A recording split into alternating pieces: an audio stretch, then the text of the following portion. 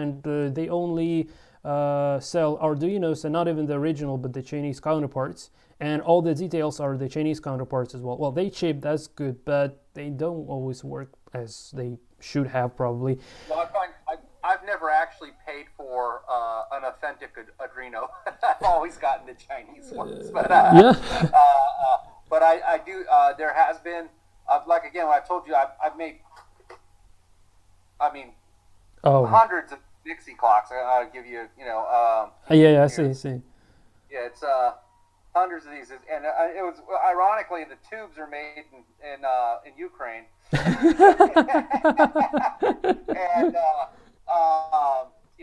there's the board that's my design. Whoa. And then the tubes and all that stuff, and it runs the bulbs run off of and again that's an Atmel 128p, but when you're talking about Chinese parts, so this is really basically an Uno with a lot of stuff added onto it. Whoa. It's got some Chinese parts and some old Soviet parts and all that stuff, and then regular capacitors and stuff like that. And it's got a high voltage side to drive the neon. And fantastic. People love these things. And I sold, but I got tired of making them. I sold 700 of them in 2 years. Whoa. And I had my nephews doing partial assembly, and then I was finishing them and testing and stuff, and it was getting to be like work. Okay. It's only supposed to be a hobby.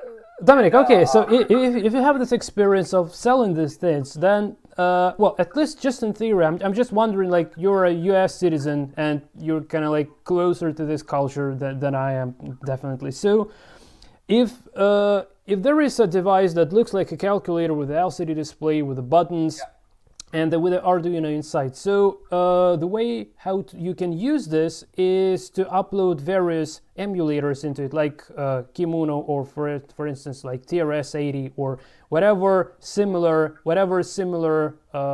single board computers from the late 70s that do have only 1K of memory on board, and that do have only 16 keys to input the hex codes, so all they have the hex monitor. So literally this would be possible to emulate many different single board computers using this one little device. And does it make sense, at least in theory, of actually producing one and selling one, or it's not going to be interesting to anyone? I'm just conceptually, I'm just interested. Okay, Does it make sense, or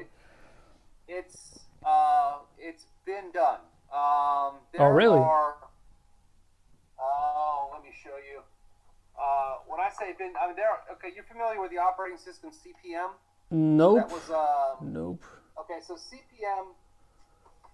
Let's see. I got to find. They've got CP/M was the operating system that before DOS, when the IBM computers first came out in 1980. They were going to be CP. They were going to port them over because they were CP/M was written for the Z80 and the Altairs and stuff. So they were going to port them over to the new 8086s, which was these new computers. They're going from 8-bit to 16-bit, and this is what made Bill Gates rich. He jumped in and said, "You don't want CP/M, you want DOS." And the guys and the people who were who were developing CP/M weren't interested in we're not interested in that, and so they lost this humongous opportunity to be the operating system of choice on basically the next generation of computers, which was the IBM. And but anyway. So CP/M is, and you can Google it. Let me see if I have a good example in here. I have, these aren't good examples, but there is a CP/M computer. This is a CP/M computer, right? These were big and heavy, and they're like suitcases, and they could run with CP/M. You could run, a good spreadsheet software. You could run a good word processor, and you could do your your business on it, and it was good. And then it was it was all text, you know, and it was just like, it looked just like DOS looks, only it was, you know, 90% the same as DOS. Early, what you expect DOS to be like. And in fact, a lot of people don't even, you know, when they're using, you could switch from CP/M to DOS. They just changed the a few things changed around, but you know, essentially they're the same. The way you use it is the same. Well, anyway, you needed these big computers. Well, now they have, in the past few years, they've come out with these, you know, well past the Arduinos. Although they do go in the Arduino. You could use Arduino IDE to program these things. ESP32. It's a little chip. It's the size of the Nano or the Mini Pro or whatever this is. Same size. It has built-in Wi-Fi. It's got a ton of memory and it's super fast. And they can put an entire CP/M machine on there. Oh my God! With everything on, and it's all on there, and it's as big as your thumb. Whoa! And so it's already there, and all you need to do is plug it into your serial port, and you've got, you know, you have a CP/M computer, and then you don't know and it has, you know, built-in emulated, you know, floppy drives. Okay. And everything, and it's all there. So like it's they've taken, like, put this way, this KIM Uno is actually a kind of a big step backwards, okay, from what they were doing already. But they have those things. That ESP32 microcontroller is so powerful. It can emulate a Z80 computer. It can definitely emulate a 6502 computer. It can emulate anything here. Oh my God! You know, and it has built-in Wi-Fi. You know, so people use them. You can use them for the emulation, or you can use them for, you know, the IoT, Internet of Things, and stuff like that. You can, you know, you can integrate. You know, people use them for all kinds of crazy stuff. But it's just a chip that came out. You know, and the first couple years it was out, people really didn't know what to do with it, and then somebody figured out, hey, I could, you know, put it on one of these microcontroller boards, and you know, it's an amazing chip. The ESP32, look them up, and quite a fun thing that once I bought that chip, and I was sure that it's just the Wi-Fi. I didn't even know that you can program it and run some. And what's funny is if you look at this source code for the emulator that they have here for this Uno. You can just flip a switch in the source code and tell it you're going to program an ESP32. Yeah, I saw that. Yeah, okay, and you've got, you know, you got more memory, it's faster, and you're not even taxing that. I mean, I think you really, you know, it's the Atmel 328P is an amazing little chip. It's got, you know, what 32K of EEPROM in it. It's got, you know, like, I don't know, I think it's like 2K RAM, 2K RAM, yeah. Yeah, like maybe 8K RAM. I can't remember, but it's just an amazing chip. It's got like 24 I/O ports. It's, you know, it's got it's amazing what you do with it. Well, everything you can do with the Atmel 328P, you can do 10 times faster and better on the these new chips. The problem is, you know, they're also cheap. You know, they're you know, similarly cheap. The only thing is, like, you know, like, there's not the Atmel 328 and the other Atmels and the PICs and stuff like that are out there still do the job pretty good. So you know, you're not seeing too much. But getting back to your point, like, as far as being able to have like a chip that can emulate many different kinds of computers, yeah, we already have it. Okay. Yeah, ESP, and then there's a ESP266. There's a couple other flavors and stuff like that are upgrades and all that. But I mean, I have. So I dropped that. Yeah, let me find. I mean, I have. Where are they? Oh, here's one.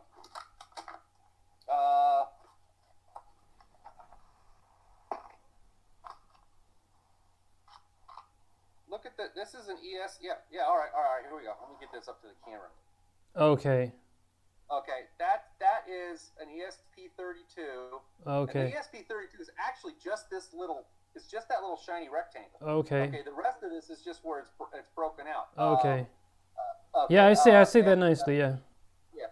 But if you look, okay, so I've got, and what they've done on this particular one, it's got VGA output. Oh my god. And it's got keyboard and mouse PS2. in.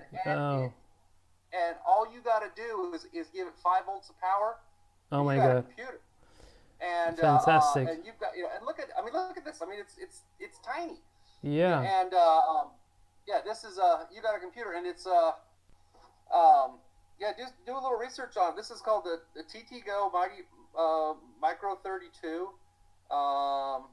It's got. Dominic, hold on a sec. Please hold on a sec. I'll be right back. Just hold on a sec. Hold on. Yeah.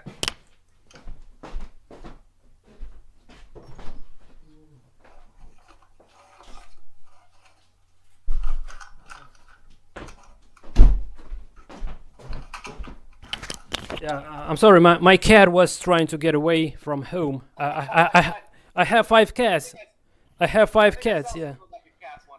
Yeah. Have 5 cats, and yeah, they all try to get back and forth. Yeah, this one tiny little computer with the VGA and the keyboard and mouse is really awesome.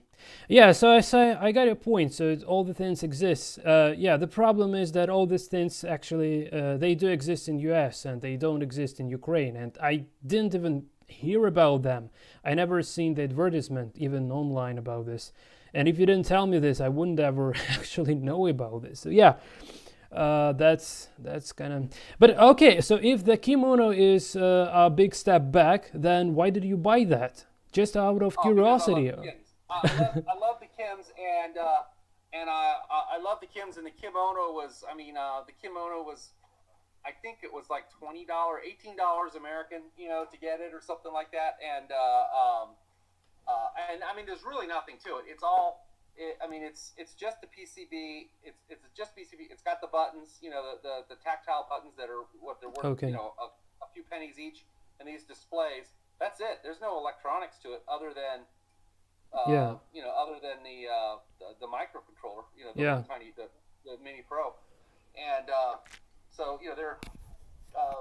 they don't cost much to manufacture. You hold it in your hand. It was a curiosity, and actually, I looked at it for a few months, and I was thinking, I kind of looked at it like, I don't know if I want that or not. It looks like a toy. Okay. But I got it anyway because the price, was worth it. And then, and I was, I had my Kims and stuff, and I just wanted to see what it could do. And like, there's basically any, like the Corsham. Yeah, what about the Corsham? I'm also, when I saw that for the first time, I just fell in love with that machine immediately.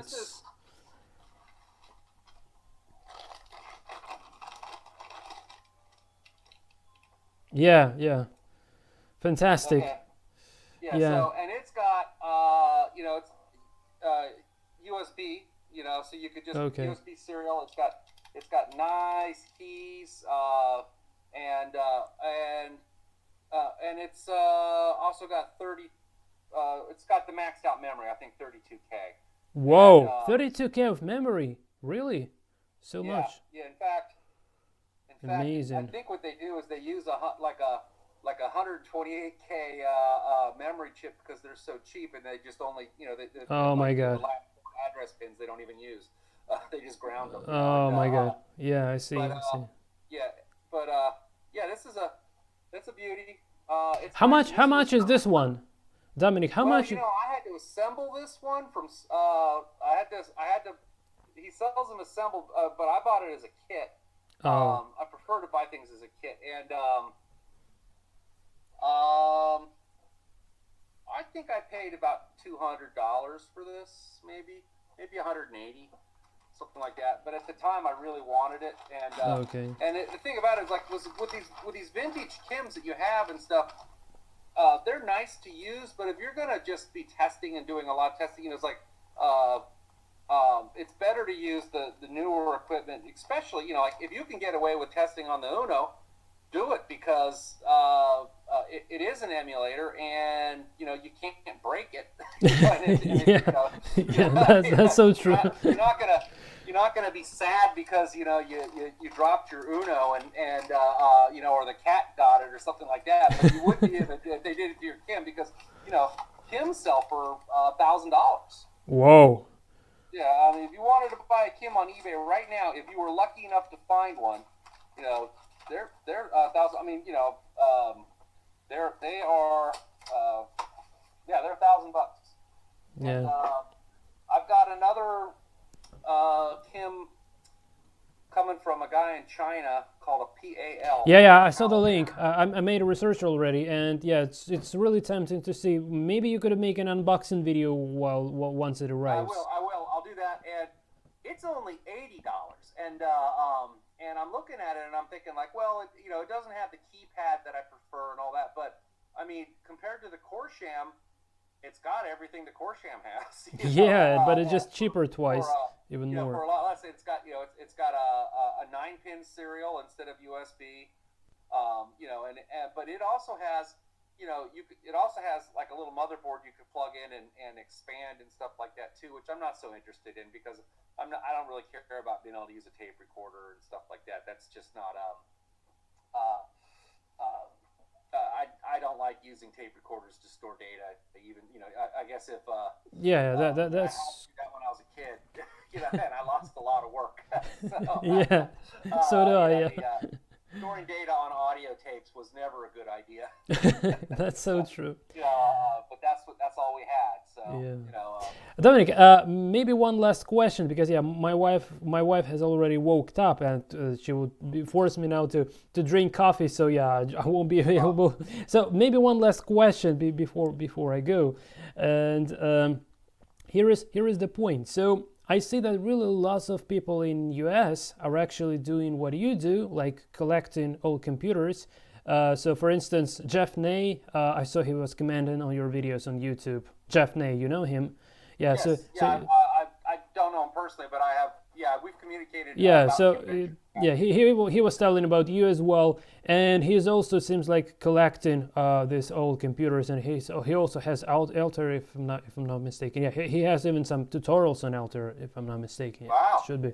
I need to look him up. Yeah, he has a very interesting channel. You definitely need to check that out. So I'm just wondering. So there are so many people. It seems like so many people in US who actually do collect these old computers, like the 8-bit guy, for instance. Everyone knows 8-bit guy, right? Oh yeah, everybody likes him. Everyone knows him. So, but very few people, almost no one actually does this old school programming, like Bob did, for instance. And all they do, they just showcase their rare hardware, and that's definitely cool. But no one actually uses this hardware. I don't know, if I had only 1% of what you guys have, I don't know, I would just pollute the YouTube with lots of videos like programming this, but you guys don't program it. And I don't know, if I had a real KIM-1, I don't know, I would make 100 videos on how to program KIM-1. I would make like hundreds of tutorials. So why you don't do this? Okay, I totally get what you're saying. It's like having a garage full of classic cars. Exactly. And not driving. And not driving them. Why you don't drive those cars? And you show them to your friends, but you don't know how they work. Yeah. So, I prefer to buy a broken computer and fix it. Oh, that makes sense. Most of my Commodores and a lot of these, some of them you just need to go in and clean the keyboards and replace some capacitors or whatever. Some of them you need to get the oscilloscope out and actually trace lines. All they are is fancy KIM-1s. All those Commodore computers, they're all built on the KIM-1. There's not a lot of difference between the KIM-1 and the motherboard in that 1978 PET right there. Okay. Okay. I mean, you can, obviously there's more features because this has got a video out and it's got more RAM and stuff like that. But you can see the logic and the way things are laid out, and it's built, it's Commodore to Commodore. I mean, all they did was take their original design and add to it. And so I started out collecting the Commodores and then fixing them, and there's a great community out there for doing that. And then and I worked backwards to the KIM, and that's where I found the KIMs, and I'm like, wow, these boards. I mean, I remember when I was a kid, I could never afford one. But these boards are very cool, and it's minimalist when you can sit there and say, look, I can look what you can do with this board. That most people will look at it and say, is that a computer? Where's the where's the mouse? Or it's like, where do you plug the monitor into? I mean, they don't, and it is so I enjoy that. But you're right, there are a lot of people out there, tons of people out there, they buy them, they're broken, and they don't even know their computers are broken. They just put them on the shelf, and oh my God. and they display them, and they don't even know they have a broken computer because they don't know how to tell if it's working. Oh my God, that's so weird. And then so the other thing is, you have to kind of, when you're collecting these old things, you only have so much space, yeah. For your stuff. So I mean, I gotta tell you, I got a basement full where I over collected on things that are so abundant they really aren't collectible. So why did I get them? These are my prizes. These are my trophies. They're not they're not abundant. But I have stacks of these computers that old computers that were. They made so many of them for a period of years in the United States. I mean, the market was just awash with these things, and they're still showing up at garage sales and all that. So you see them for $10, like, okay, I'll take one more, and it just goes, because if you don't buy it, it's going to go in the landfill. Oh my God, that can be. And so it's like saving. It's like saving. I don't know. Saving life, yeah. And but then you're like, what am I going to do with more of these? Because nobody else wants them. Like you see people selling them for ridiculous prices on eBay, like they're worth something, and they're really not. They're. I mean, like, for example, the Commodore 64. Okay, that's the legendary one. Wonderful little computer. Okay, great computer. Came after these ones. Great computer. They made like 80 million of them. Don't quote me on that number, but I mean, they made millions and millions of them. Okay. And most of them are still around. So I mean, a lot of them need repair, but people, they're still around. So yeah, I have a few, but I have a few. That sounds nice. I have a few. But I mean, it's like, if you were with me right now, I'd say, here, take one home. Here, take one of these. I'd be like, take it with you, because I have a lot of nephews, that are in their 20s and stuff, and if they show a passing interest in electronics or old computers, I will give them, and work with them and show them all this stuff. But then, it's like I'm collecting the stuff to protect it. Yeah, I see the point now. Yeah. And so I have these things, and in a way I am, because eventually, I'm saving them from the landfill. I'm also saving them from people who can't repair them. Oh yeah. But eventually, and I would just like to see all this stuff go somewhere where the next where it would go to somebody who would treasure them, and you're the guy that would do that. Yeah, Dominic, you just feel free. You just feel free to send me whatever. Yeah. I think I'm gonna give me your address. I'm gonna get you a couple of these ESP32s and send them your way. Yeah, I would give you my address for sure. Yeah. And I mean, they're really small, so you don't have to worry about them taking up a lot of room in your house. And you just use the if you can, are you familiar with the Arduino IDE? Of course you are. Oh yeah, I am. Yeah, and so I mean that you just have to load up that new board into the Arduino IDE, and you're good to go. Okay. The program's exactly the same.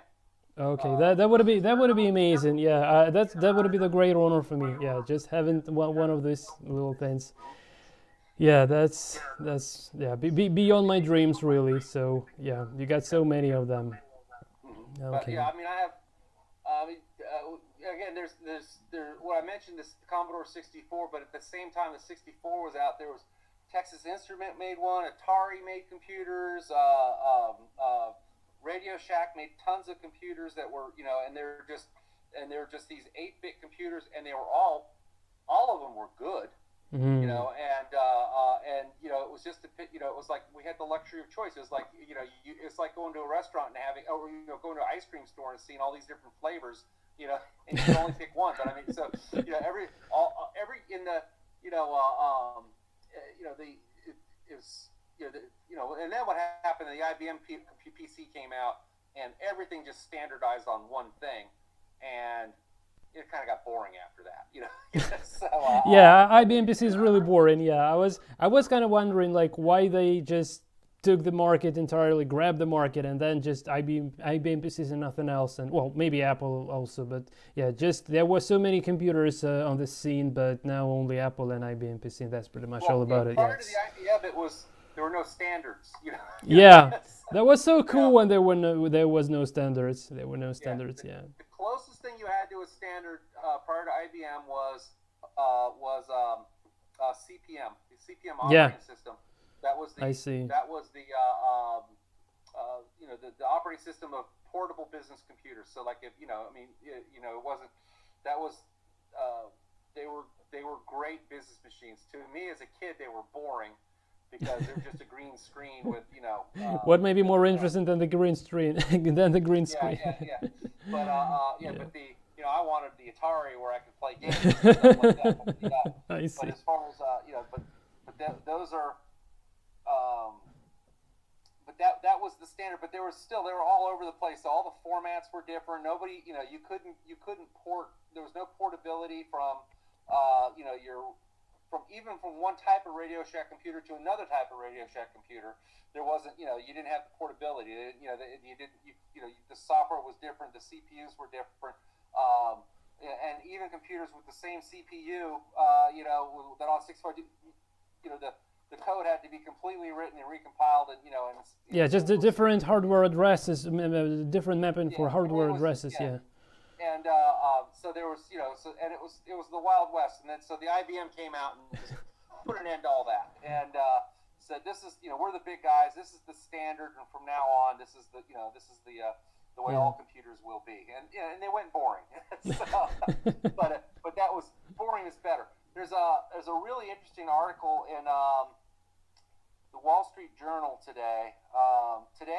Yesterday now is the 50th anniversary of the Intel 4004 CPU. It was the first 4-bit. It was the first CPU on a chip. It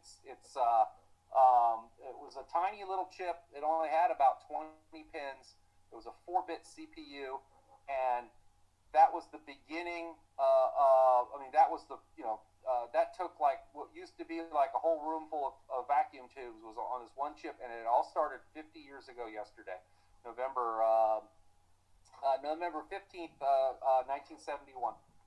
And but yeah, if you want to, and that was that all started 50 years ago, and that was the beginning of basically the whole computer revolution, as far as miniaturizing computers and making them things that that didn't have to be in a university, or a big government center or something like that. Before that, you had to be like a major corporation or the military to have a computer.